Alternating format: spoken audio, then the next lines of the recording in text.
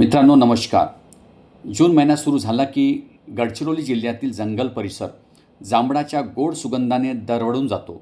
विशेषतः कोरची तालुका हा परिसर स्वादिष्ट आणि दर्जेदार जांभळासाठी प्रसिद्ध आहे. आज आपण कोरची परिसरातील जंगलामध्ये जांभूळ कशा प्रकारे तोडल्या जातात याविषयी माहिती जाणून घेऊया. जांभूळ तोडण्याची पद्धत अतिशय कौशल्यपूर्ण आणि पारंपरिक आहे.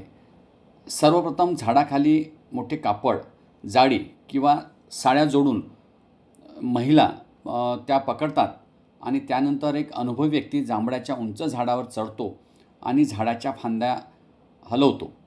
फांद्या हलवल्यानंतर पिकलेल्या जांभळाचा वर्षाव सुरू होतो आणि खाली पकडलेल्या कापडावर किंवा साड्यांमध्ये ही जांभळे अलगद पडतात. त्यामुळे फळे जमिनीवर आदळून खराब होत नाही आणि त्यांची गुणवत्ताही टिकून राहते.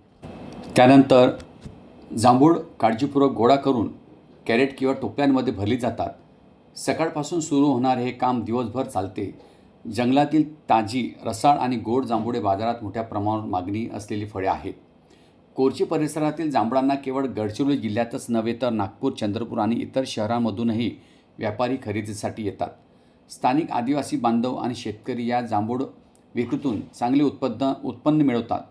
त्यामुळे जांभूळ हे केवळ एक फळ नसून या भागातील अनेक कुटुंबाच्या आर्थिक उत्पन्नाचे महत्त्वाचे साधन बनले आहे. निसर्गाच्या सानिध्यात जंगलातील उंच झाडावरून पारंपरिक पद्धतीने जांभूळ तोडण्याचे हे दृश्य खरोखरच मन मोहून टाकणारे आहे. गडचिरोलीच्या समृद्ध वनसंपदेची आणि स्थानिकाच्या मेहनतीची ही एक सुंदर झलक आहे. मित्रांनो, गडचिरोली जिल्ह्यातील कोरचीच्या जंगलात पारंपरिक पद्धतीने केली जाणारी जांभूळ तोडणी ही निसर्गाशी जुळलेली एक सुंदर परंपरा आहे आणि गडचिरोली जिल्ह्याची ही नैसर्गिक संपत्ती आहे.